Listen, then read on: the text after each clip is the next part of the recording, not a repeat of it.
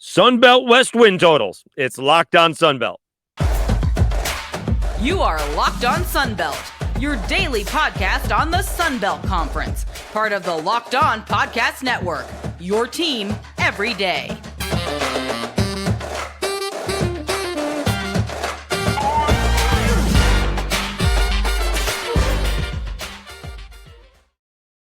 Welcome back to another edition of Locked On Sunbelt, your team every day. I'm your host, Dave Schultz. Today's episode brought to you by the good people at FanDuel Sportsbook, official sportsbook of Locked On. Make every moment more. Visit FanDuel.com/LockedOn today to get started. So we're out of the studio, which would be the home studio, and we're on the lovely shores of Atisco Lake, humidity-free for those actually in the Sunbelt. We'll be here for a couple of weeks visiting the family, and we're getting a chance to do this.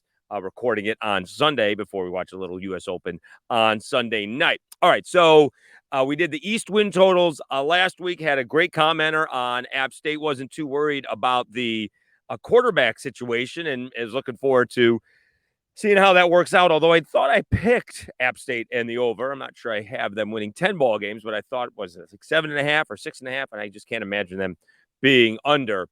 If that's the case. We'll look at the win totals here in a second. So we got the Sunbelt win totals. Can Troy repeat? That seems a little high. And you got South Alabama's win total. I'm missing something. I must be missing something. All right, so quickly, let's see what App State's was last week, because App State is 6.5. I just couldn't. It'd be tough to imagine them not winning like 7 ball games. Again, maybe not 10, but I can't imagine them winning only 6, regardless of who the quarterback is. And that's, I'll be honest with you, that's more based on history than anything else. All right, so we'll go in alphabetical order. Again, in alphabetical order compared to the actual number of wins. And, you know, Butch Jones is under a lot of pressure now at Arkansas State. He's got 4.5 wins. I don't think if he has a bad year, he's going to lose his job. But it's then the hot seat's really going to turn, because he's had a really couple of good recruiting classes, and he hasn't been able to turn that into anything. Trying to win five games, you know, in year number 3, you would think that would be a minimum. The over is -150. So it is a heavy favorite to win over 4.5 ball games. I think they're going to go over. I'm not sure it's going to be 7 or 8, but I would not be surprised. And probably it's a good win total, either 4 or 5. So that seems to be on the money. I would go with the over with Arkansas State. The under is just a +120.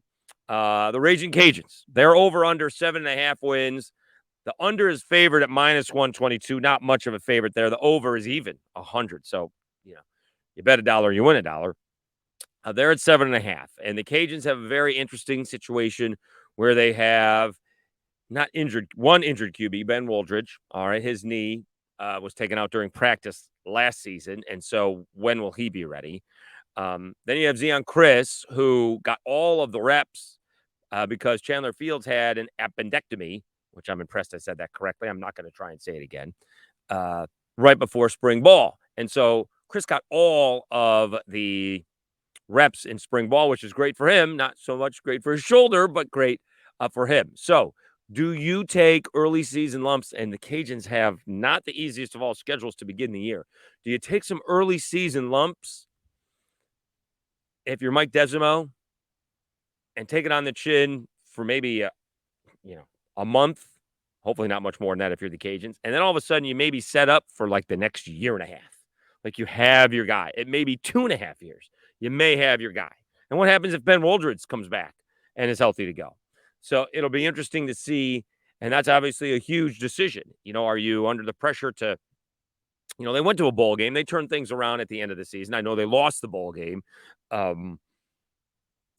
But they kind of turned their season around. And this was this team that was not getting blown out, you know, turnovers, calls, you know, little things that you can improve on compared to, you know, was it a huge, obviously, you know, huge turnover in talent as well. I mean, with the coaching staff and everybody going to Florida, they still did okay, right? Everyone's like, they're losing. I'm like, well, yeah, but they're losing by 1 score. So they weren't getting absolutely blown out. And again, this schedule for the Cajuns is not necessarily going to be that easy. I mean, they got to go to Old Dominion, so they're going to get a taste of what that new offense looks like um, to begin with right away.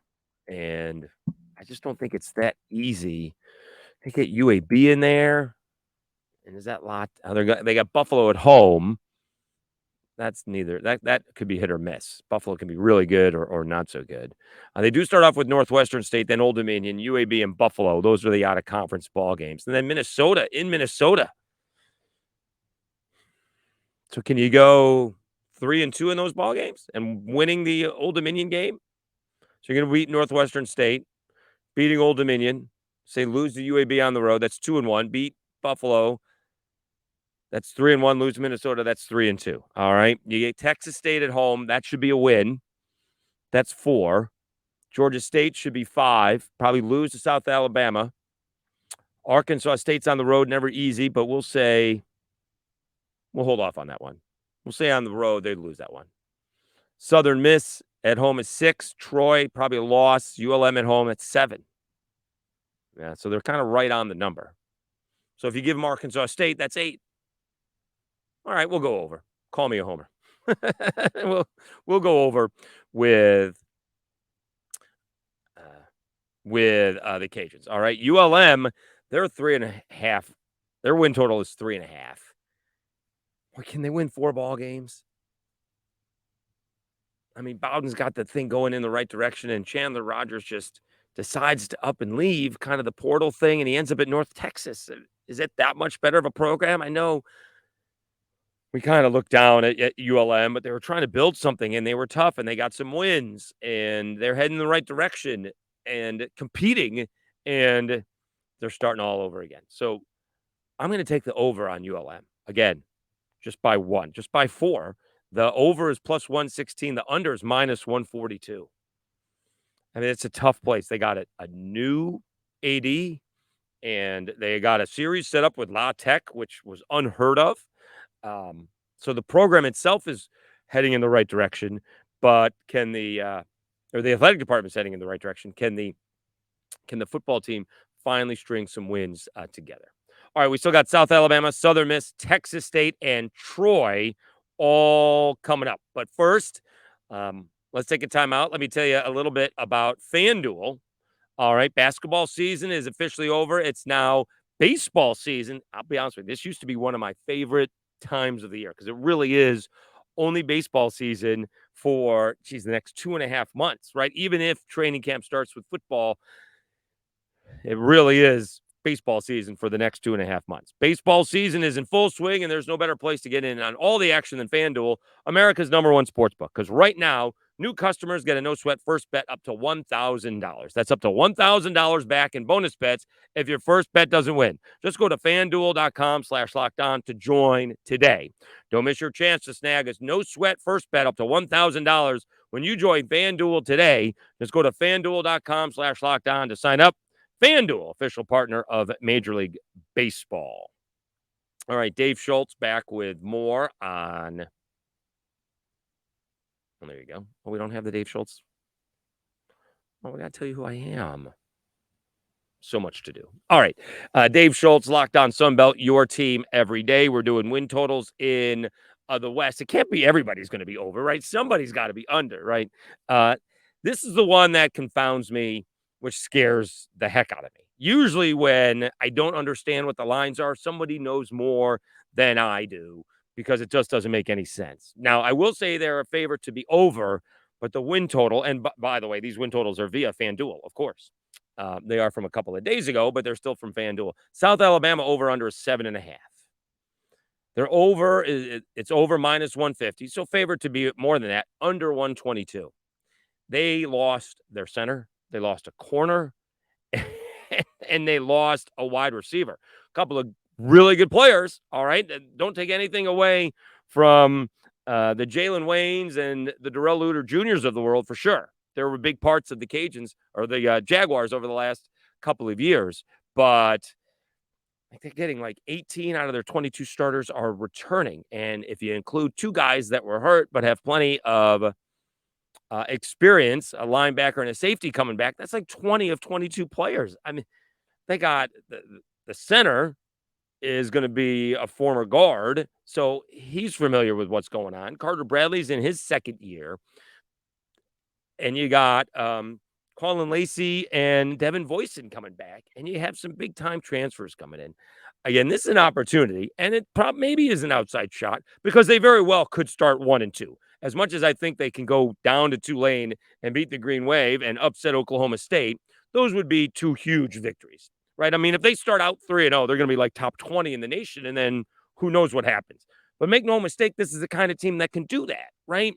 I know the Tulane quarterback is coming back, but Tajay Spears is gone. And, usually the mid-majors do not have, Tulane had the one great year, right? The Cajuns, although they built it up, had the one great year. And then everything turns over, although in this case, Tulane's quarterback is coming back.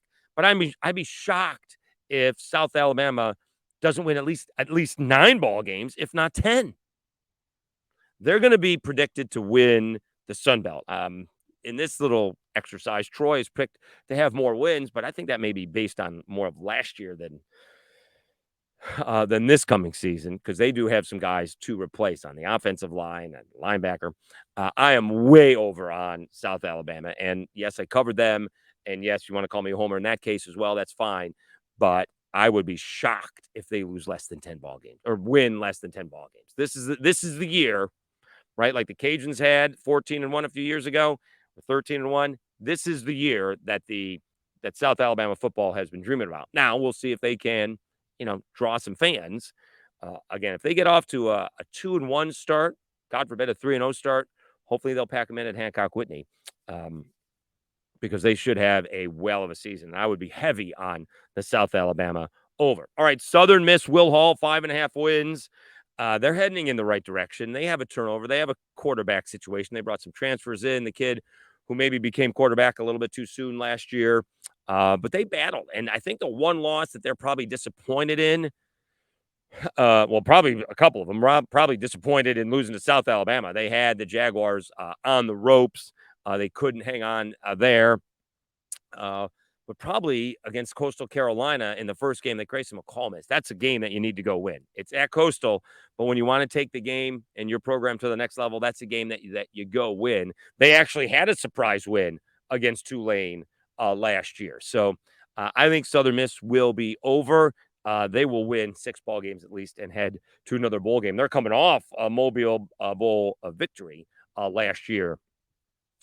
Right there in Mobile. So I think Southern Miss is going to be over. Texas State, G.J. Kinney, and boy, they got a couple of quarterbacks, right? I mean, they got Malik Hornsby from Arkansas transferred in, and T.J. Finley from Auburn and formerly of LSU transferred in. So I'm going to screw those initials up, right? We got G.J. Kinney, we got T.J. Finley, and we got Malik Hornsby. I think, can they win 5 ball games this year? It's going to be fun. All right. ODU also at 4.5 wins, and Texas State at 4.5 wins. Both the same kind of ideas. We're going to reformat the whole offense. We're going to try and outscore you. Hopefully we stop you a couple of times, but we're going to have some fun. And do they have the talent? Can you bring in that kind of talent? And can you change things up almost 180 degrees overnight? We'll see. Can they compete? It could look one way in September, and it could look another way in October and November. I'm looking forward to that. All right. So I think Texas State is going to be close to their over-win total. Troy, again, I'm going to take the under on Troy only because I think it's a little bit too high. I still think they're going to win 8 ball games. I do not think I think John Summerall has ruined it for all the rest of the coaches. He comes in his first year of being a head coach anywhere. He gets the job done and wins the Sun Belt conference, right? He hammers Coastal Carolina. He hung on to, beat South Alabama. I mean, there's no way that I thought that they would win that ball game. What was it, 14-6? I never thought it would be that kind of ball game. You could tell me they were going to win 17-14, 20-17, but I never thought they would hold what is a potent offense from South Alabama in check. But now you're not only replacing Carlton Marshall and a couple other guys on the defense, but you're also replacing Jake Andrews, who held the offensive line together. So, and they'll need more consistent quarterback play as well. They were changing them throughout last season, changing them throughout the game. Quarterback played well in the bowl game, right? Had a couple of ugly throws and then made some great throws to win the bowl game. So maybe he takes the next step. And Troy is on the same level they were last year. Again, I would think I would take the under, and the under is favored at 122. But I wouldn't think they would lose much more than that. They very well could win 9 games, but I think they're going to finish 8-4 this season. All right, let's take a timeout. All right, I mean, it's humidity-free, Locked On Sunbelt. You got to like that. All right, Dave Schultz, Locked On Sunbelt, your team every day. We'll put a bow on it when we come back on Locked On Sunbelt. All right, thanks very much for continuing to subscribe. We're up to 285 subscribers. Hopefully, we can get to 300 soon, and then it continues to grow.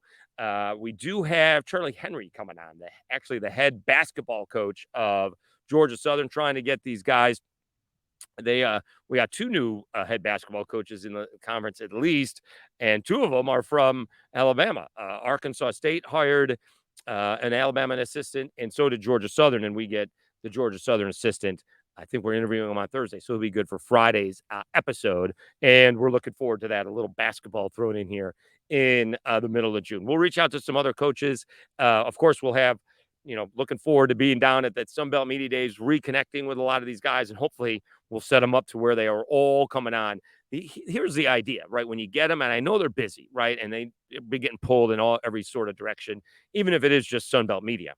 But you want to talk to them before the season so you can follow up and say what's gone right, what's gone wrong, what have you improved on, what is better than you thought, what hasn't worked out, And again, I'm much more of a reasons guy than excuses guy. If you're banged up, you're banged up. There's the reasons that one guy was starting over the other, and the offense hasn't clicked yet, or the guys we're trying to replace on defense, they just haven't picked it up, the new guys. So I'd like to do it. Hopefully, we do in August, when they can give us 15 to 20 minutes on what the season is, and then sometime during the season, see if we can get them as well. And you guys are a big part of that. So we do appreciate it. Not only subscribe and like it on YouTube, but also wherever you get your audio podcasts, Amazon, iHeart, Apple Podcasts, Spotify, Stitcher, wherever you get it, just search Locked On Sunbelt and you can find us there. All right, Dave Schultz, Locked On Sunbelt, your team every day.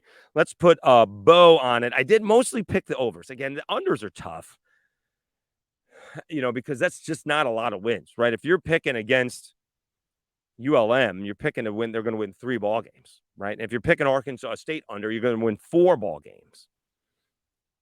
And so some of those tire wins, like I don't think, if you go back to the East, I'm not sure Coastal gets to. Coastal's only 7.5. That's not bad. James Madison is 8.5. I was like, James Madison is the high one to me. And that all depends on the quarterback. All right, kid out of Arizona could win the job, but that's a lot of wins, right? And Kurt, I love me some Kurt Signetti, but that's a lot of wins coming after last season when you had a ton of talent there. And then you have some teams that are kind of like right on it, like Marshall could win, 7 games, or they could go over and win 8 ball games. Can they take it to the next level? Because I'm one of those guys that doesn't understand the South Alabama one. If it was me, I'd have South Alabama at 8.5 or 9. Someone is missing something. All right. And maybe I should just keep my mouth shut and take the minus 150 on the over. The thing is, if that gets up to 8, now they have to win 9 ball games, but the odds would be in my favor. Like I would win less money betting the same amount. So, or I would win more money betting the same amount is what the case would be. All right.